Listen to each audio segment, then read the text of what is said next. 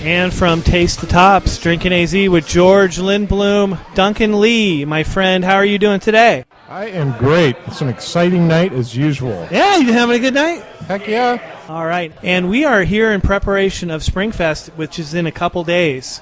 And we have with us Dennis Mitchell, the Vice President of A.S.H, and Judge Extraordinaire. We're going to get into all that. And then he's going to be a great guest as far as talking about Springfest and helping everybody here get ready for it. How you doing tonight, Dennis? Awesome. How are you? I'm doing great. Thank you. Dennis, let's start. Just take a few seconds to bring me up to speed, because I've known you for a few years, but I don't really know like where you're from or anything like that. Are you an Arizona guy? Or I am. I was an Arizona native. I grew up in the West Valley, went to Greenway High School. Awesome. Then came over to ASU for college and have become a Chandler resident, where I've kind of plunked down somewhat permanently for now. So, what did you study at ASU? I was a journalism and English lit major. Oh, great. Which I don't do anything related to that. So, what do you do now for your day job? I work at Mesa Community College. Ah. Yeah. So. Out at the Red Mountain campus? No, Southern and Dobson, right down the street. Yep. All right. Excellent. Duncan and I are in education for our day jobs as well. Oh. So it's a good industry. Changing lives on a daily basis. Something like that. Drinking beers on a nightly basis. Oh, and Adam as well. I'm sorry, Adam. Forgot. Yeah, don't Adam's forget about changing me. lives, too. The Academic Counselor of the Year. And my own title I gave myself. Were you really? Yeah, it's my own title. Over at our building, we have an Employee of the Month spot, and they have it coned off. Nobody's allowed to use it. Yeah, no, I'm not that guy. I don't know what the heck's going on with that.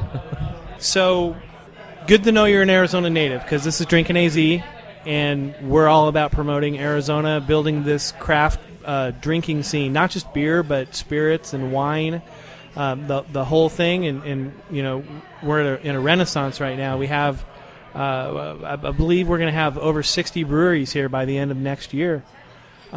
Just growing by leaps and bounds. The 2013 national numbers came out. Craft beer is just growing steadily. And we're, we got you here, and you're part of the smaller piece of the puzzle that really makes this thing go, the engine that drives it, and that's home brewing and beer judging and things like that. Talk to me a little bit about A.S.H. You are currently the vice president. Yep. And how long have you been an A.S.H. member? Only about 3 or 4 years. And, my involvement at first kind of was limited to going to the weekly happy hours and talking with the home brewers, and they really were, all the home brewers I've met with A.S.H. have been just awesome about teaching, and really they're in it to help people brew better beer. And then I started going to the A.S.H. meetings and got more involved and became a beer judge. And you're a prolific brewer yourself. I'm not going to let you gloss past that. How long have you been brewing? About the same, about 3 or 4 years. My first year sucked. I brewed really bad beer. I was fermenting in my closet, and everything tasted like plastic and Band-Aids. And I broke down, bought a freezer to ferment in, right. and after that, it's been all uphill. I think last year I got up to about 40 batches, so it was pretty busy. 40 batches. That's awesome. You're like my hero. I'm brewing more than I've ever brewed probably, but not even anywhere close to that. So you're involved in the club in what capacity? What do you do as vice president? As vice president, I do basically whatever the president hands me to do. Crystal. I assist Crystal Bittner, right? Our new president. And how is Crystal behind the scenes? Awesome. She is just about the hardest worker I've seen on the homebrew side.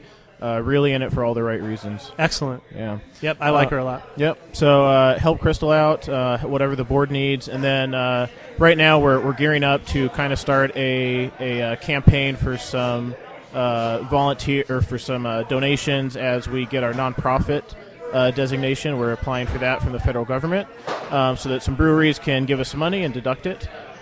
In hopes we eventually get a clubhouse. So I'm working on that initiative. As well as things like our raffles and. Now we have a clubhouse now. We do. You're looking at something bigger, and is there still? I know the previous president, Rob Fulmer, friend of the show. His vision was that we had a brew system that everybody shared. Is that still being carried through? Yes, we're hoping to land an industrial area where we have a very big space. that we can brew with maybe like a 3-barrel system. And the club can actually brew, eventually get a liquor license, and sell. And even, perhaps be able to rent out our facility for meetings and things like that, where people might be interested in having homebrew on tap. That's interesting. Is anybody doing that right now in the country? As far as I know, we would be the first. And A.S.H, Arizona Society of Homebrewers, is the largest homebrew club in the country. Yep. So this, Phoenix is really fertile ground for growth in the craft and homebrewing scene. Duncan, you got your eyebrows raised over there. Did you know we were the largest homebrew club in the country? No. No? No. Yeah. I was actually cringing at the thought of plastic and rubber Band-Aids? Band-Aids. I made root beer one time, and root beer is harder to make. Your own root beer is harder to make than beer, I think. And it tasted like freaking Band-Aids. It was terrible. Yeah, no bueno. So going back to A.S.H and going back to Springfest, which is going to be here in a couple days, tell us a little bit about the event itself, and then we're going to get into the competition side, and then talk about judging. But tell us about Springfest. Like, what is that, and what can people expect when they go? Sure. So A.S.H puts on about 3 signature events every year. We have Springfest, Oktoberfest, which are outdoor festivals at Tempe Kiwanis Park in the Ruben Romero complex, and then we have our holiday party, which is another large event.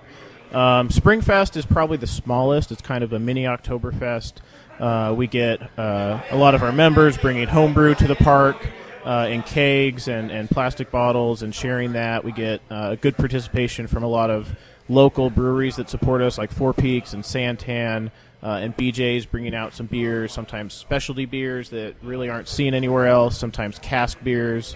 The brewer from BJ's is a strong member of the club. Yep. Doc actually was out to our March meeting and talked some pretty nerdy yeast talk with a lot of scientific terms that were probably a little over my head, but it's super interesting. I'm part of the cool crowd now, hanging out in the back, like talking and bothering everybody else who's trying to listen to the nerdy, geeky thing. So Yeah. I missed it entirely. Yeah.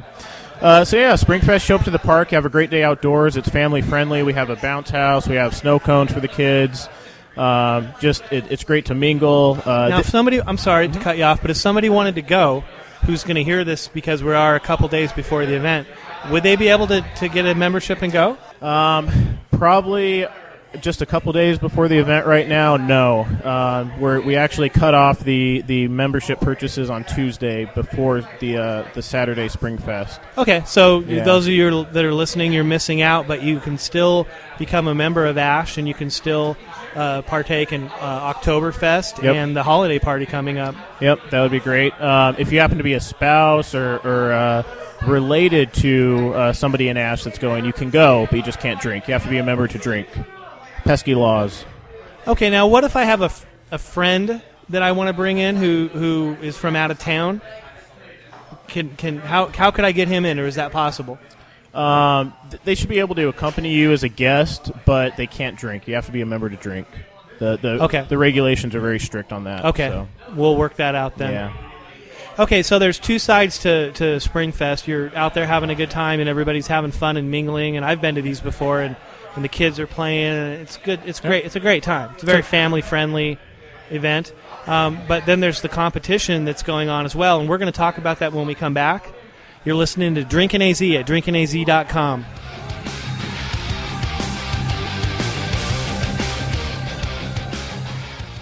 Hey, this is Dunk from the Dunk Tank. Did you know Tops Liquor has over 2,000 wines in stock from all over the world and over 2,000 spirits? There's huge selections of rum, tequila, scotch, vodka, you name it, they got it. And did I mention beer? Over 2,000 varieties of craft beer from Arizona and all over the world. So come next door to the Taste of Tops, where you can always find at least 25 very special beers on tap and hundreds of beers by the bottle. Come on down to Tops, and you'll never want to leave. That is, until your wife tells you to come home.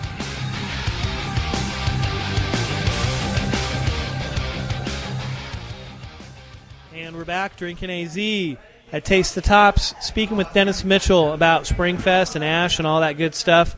So, Dennis, there's a a competition associated with Springfest as well. Yep. Why don't you go ahead and kind of lay that out for us a little bit? Sure. So this is actually the first year we held a Springfest competition. Usually we our big competition every year is Oktoberfest, and we thought, well, why not have one for Springfest?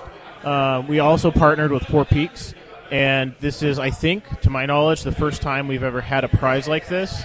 The Best of Show prize will be a GABF Pro-Am brewing opportunity with Four Peaks. They will take the Best of Show winner's beer and brew it on their system and enter it into the GABF competition.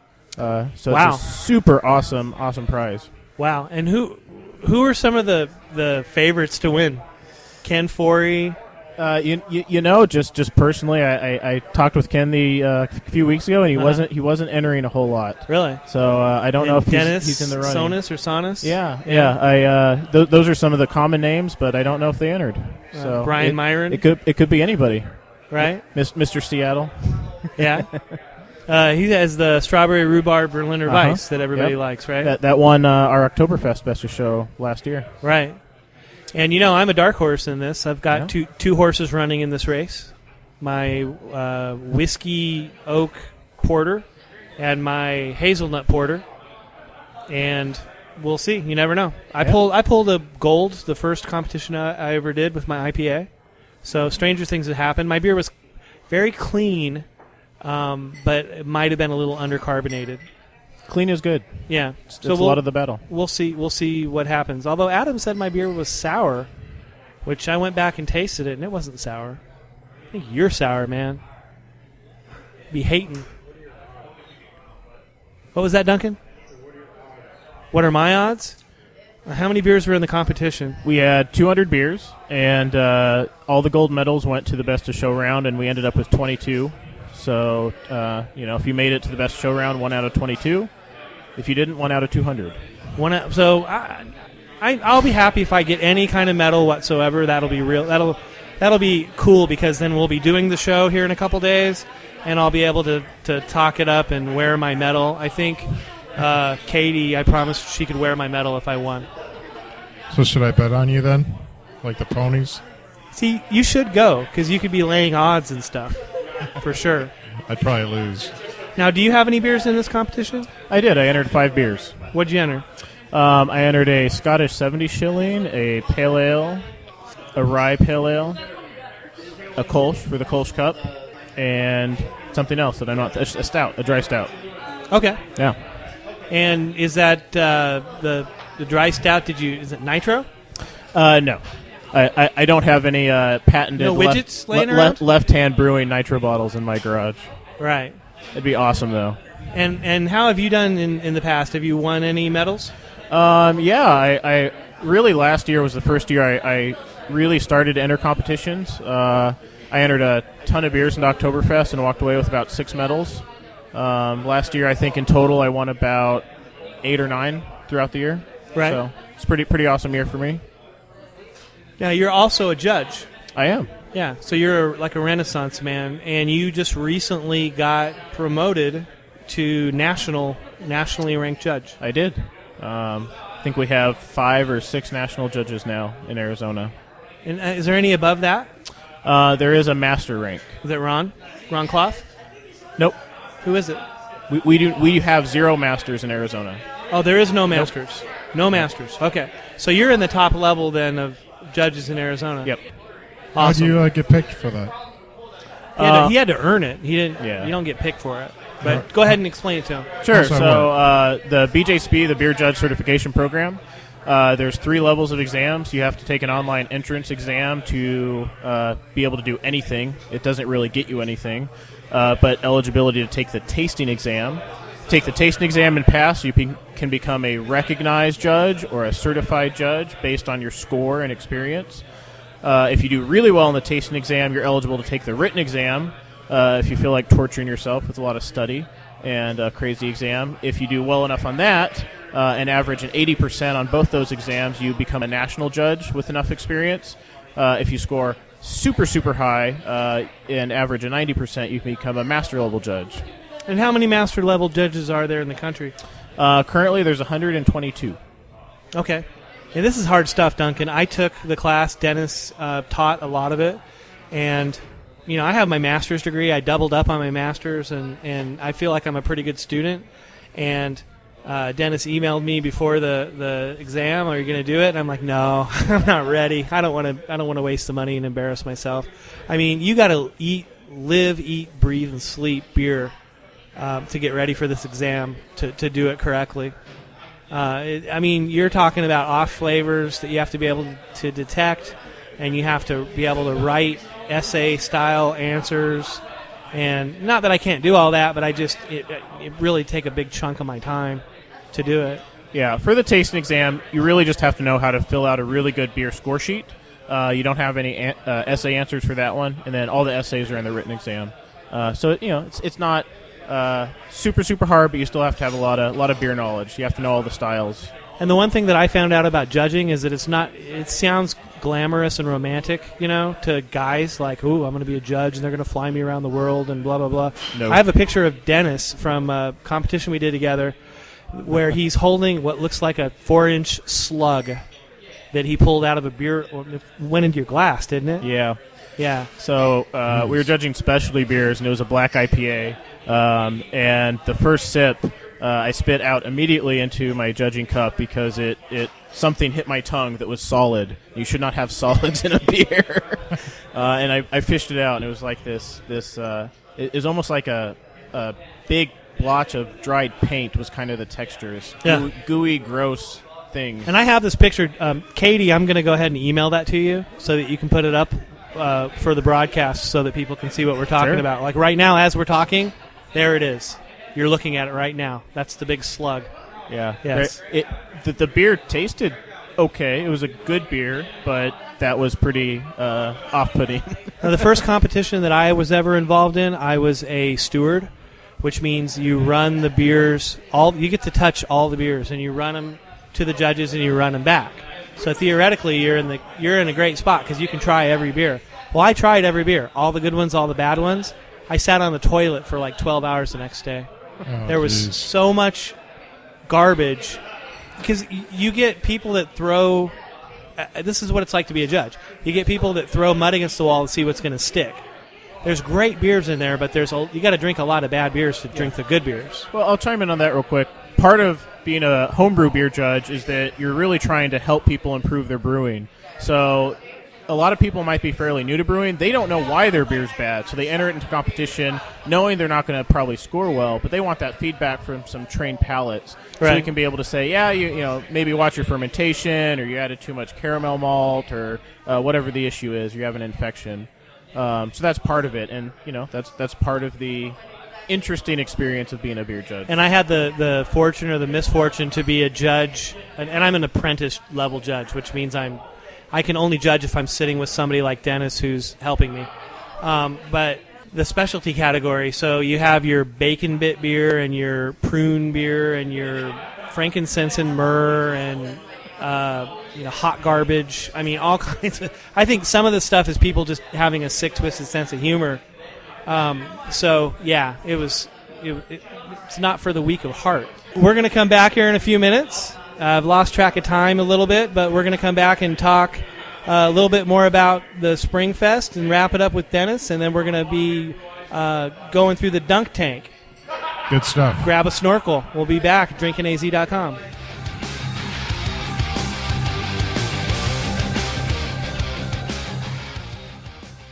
Hey guys, this is Katie with DrinkinAZ. Home and small batch brewers don't look any further than brew gear. Get your locally produced brewing equipment from Brew Gear, with a full range of kettles, fermenters, and systems from 5 gallons to 7 barrels. Brew Gear sells directly to the customer, allowing you to get the system of your dreams for a fraction of the cost. BrewGear.com.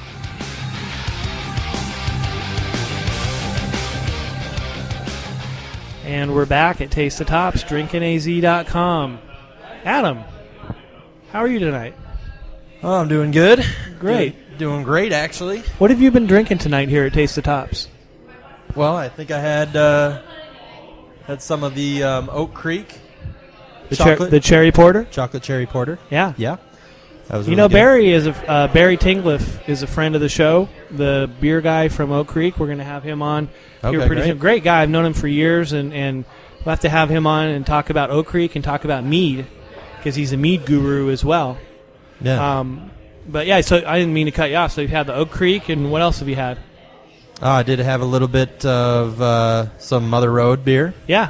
Had the White Wall. They have that here at I like Tops. Yeah, that's and you know, another friend of the show. Yeah. Yeah, for sure. Dan Yeah, Chenier. we had Dan on last show. Yeah. Dan is a friend of the show, and Mother Road is an up-and-coming brewery for sure. Yeah, I can't wait to get up to Flagstaff and check them out. Yeah, let's wait till it gets hot, Yeah. and then we can go up Perfect there time. and stay in the historic, I forget what it's called. There's a historic hotel up there. Montezuma's? Monte The Vista, Hotel Monte yeah. Vista, yeah. Okay. Yeah, I had some strange experiences in the lobby of the Hotel Monte Vista. They have Katie's a ghost hunter. Yeah? What? they probably have, Katie's like Daphne from Scooby-Doo. Yeah, exactly. Ruh-roh. She's my Daphne. All right, so we're here and we're back with Dennis Mitchell, Vice President of A.S.H, and we were just talking about the future of A.S.H in the next 12 months under the reign of Crystal Caesar. Yeah. Yes.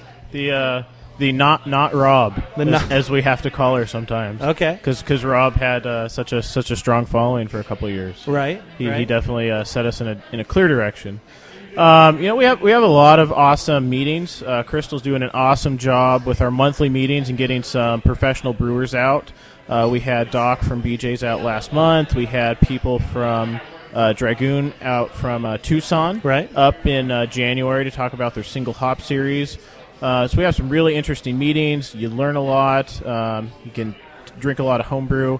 We also have a lot of educational opportunities coming up. We're starting our BJ Speak classes. So anybody listening, if you're interested in being a beer judge or just learning about all the different beer styles, Crystal teaches a class that takes you through every single beer style. Is Crystal going to be teaching this year? She still is. Okay. Are you going to be having a hand in that? Yep, I will be helping out, and I'll be teaching some of the advanced classes on how to judge beer and the for the written exam. Okay. So, some awesome educational opportunities coming up. We also have some partnerships, things to look forward to.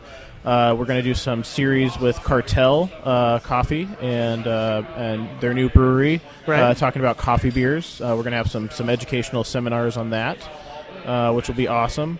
And of course, we have our typical Oktoberfest in October, There's nothing typical about the Oktoberfest. no, it is the best Oktoberfest there is in the state, with a ton of homebrewers bringing awesome beer, some commercial beer, Right. some awesome food. It's a really great time. And the holiday party. Yep, we get a lot of industry folks at the holiday party. We announce our yearly ASHI awards, kind of like the Oscars. It's a big deal. Only ASH members vote, and some pretty cool stuff. People get excited about it. Yes, I'm the Susan Lucci of A.S.H. I was nominated for an ASHI. Didn't win, but we're going to win this year. Yeah. Yeah. You don't look like her. No? No. She's much prettier. She's a little older than me. So, yeah, we were nominated for an ASHI for Best Podcast Beer Writers, Phil and I, for our previous show, The Weekly Buzz. And we didn't win, but, I got to say, the holiday party is one of those things that I was an ASH member for years before I realized nobody really talks about what a big deal that party is. That was a really cool deal. They had to buy or rent a big generator just to run all the crock pots. Yeah, it's a 100% member potluck, and it was a lot of awesome food. People roast stuff. People bring crazy elk stuff, and because ASH members, that's not your buy something at Fry's on the way to the party type people. I mean, these are people that are connoisseurs in everything they do. That's kind of the crowd that it draws. So yeah, vegan everything and fresh hunted everything, and yeah, it was amazing. And if you have some kind of fruit dessert at an ASH party, you can bet that somebody grew it in their backyard and did all the prep work themselves and takes it really seriously. But the party itself was held in Four Peaks, in the brewery. So And they had it, you have these giant, like, 60-foot ceilings, 80-foot ceilings, but then they had it all dark inside with lighting and everything, and it was really cool. It was and then they said my name. I didn't win, but I felt like a rock star. I was waiting for the red carpet on the outside, and we would have all been good. Yeah. I think Tops, as a matter of fact, won for their happy hour discount here, if I'm not mistaken, for the best Ash or the best happy hour discount, Ashy or something like that. Because this is a place where you can come get like world-class beers with your Ash discount. Even though it's happy hour, it's $1 off, then it's another $1 off with your Ash card. So you could be drinking something world-class for like $3 or $4. So, definitely worth doing. Anything else coming up for the rest of the year? A ton of stuff. So definitely join. We send out a couple emails a month with all the events we have going on, and you'll get those and be able to participate. Okay, and then you plan on running next year for Vice President? Is this something you're enjoying and look forward to doing again, or are you still thinking about it? I'm definitely enjoying it, and I'll make that decision when we come to nomination time. Okay. Now, if somebody wanted to go have a beer with you, you hold court, every week? Yeah, every month. Every month? So Ash Tuesdays, we call them now. We either have a board meeting where members can come, anybody can come, usually at a bar. We have our general meeting at the clubhouse, and then we have Crystal, president, host a happy hour that rotates through different bars, and I host a happy hour that rotates through different bars. So I will be... Name some of the bars that you'll be going to. So this year we've already done Flanny's and Cartel and... The Perch? The Perch and... The Perch. Yes. Sorry. Formerly the Perch. And Papago. And I believe Crystal next Tuesday, or at some point soon, is going to be at Sun Up, and I'll be at Spokes on Southern soon. So... Nice. Yeah. Duncan, you're a Sun Up guy. You've spent some time out there. Yeah, I went and visited once. They're very nice people. Yeah. You ought to go check that one out. Yeah. Their tap list is up on the website still. Yeah. So. As is Cartel. Mm-hmm. And I think most of the ones that you mentioned. Yeah. We rotate tap lists up on the website at DrinkinAZ.com all the time.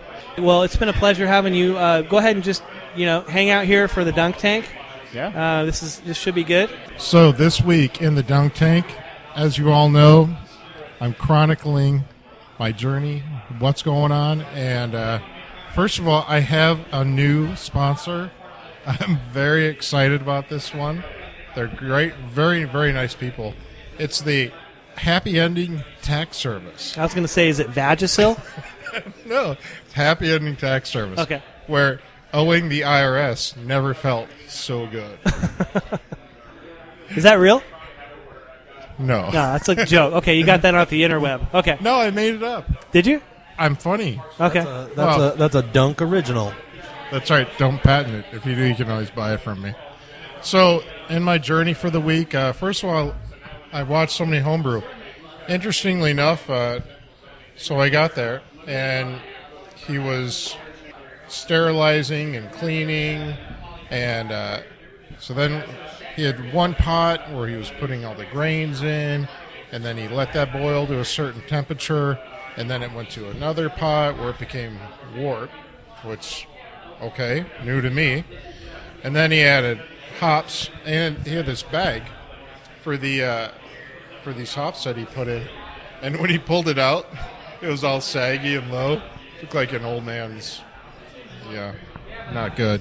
Mm-hmm. So, needless to say, you don't want the sack of boiled hops. Don't dip your sack in the boiling hop, in the boiling wort. Exactly. Yeah. So then he got that all done, several hours. This took a long time. And we just sat and drank and smoked cigars and BS'd, and it was fun. And then after that, he put them in a couple 5-gallon buckets, and he put the yeast in there and capped it all off and said, well, come see me in 3 weeks. So it was interesting. But other things, we went to the Ash meeting where I've never been. And actually, funny about the Ash meeting is I got there and I didn't know where you guys were at because I'm like, oh, there's a gun shop. No, that's not it. Oh, there's a, Oh, let's talk about what's nearby. You can get all your needs taken care of. Oh, you can. You can get a lap dance, a gun, and a Budweiser, and a bed. There's a mattress store. And a there mattress used to be store. a hydroponic store next door too. So, but it was just interesting because I didn't know where I was going, and then I was texting everybody because I chronically get lost. I'll get lost going home. I'll get lost going there. I probably set up a half an hour just so I can go somewhere so I can know I'm going to get lost. So my GPS and me are best friends. The ironic thing is, though, Dunk, I joined you for a beer before the meeting at is it the bar next door? The dive bar next door? On the Rocks, I think it's called.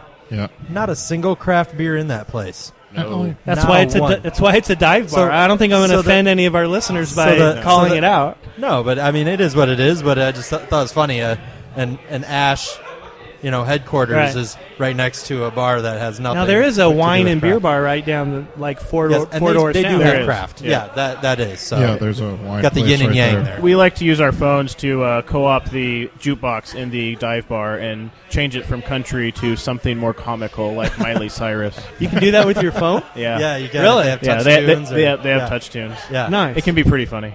That's awesome. And, of course, going back, I'm driving home. It's probably 9 o'clock, something like that. And I should have turned left, but I was in the wrong lane. And then I saw that I could turn left. And all of a sudden, flash. So I got flashed. Not in the good way either. So I got flashed in Scottsdale, and hopefully I don't get a ticket. Darn cameras. Oh, you'll get a ticket. Yeah, I got to explain that to my wife. Honey, I need $200 because I'm an idiot. Duncan, you need to talk to somebody offline here about that. I think you're fine. Unless Well. they come and serve you at your house, you're good. No, but either way, we'll figure Don't it let out. the man stick it to you. You stick it to the man. Right. So tonight, I was driving here, and I didn't want to just kind of hang out. I just didn't want to hang out by myself. So I said, let me cruise over to Sleepy Dog. And when I was there, they told me about an awesome deal that they have a Groupon. And basically that Groupon, it's 2 flights, 4-ounce beer samplers, 64-ounce souvenir growler, and 2 logo glasses.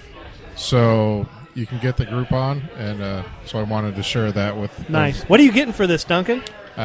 just What nefarious deal did you work out for this spot that you're giving during the dunk tank? I just they're nice. You're now sponsored by Sleepy Dog. They're just nice people, and I like spreading the word. They didn't do your taxes for you?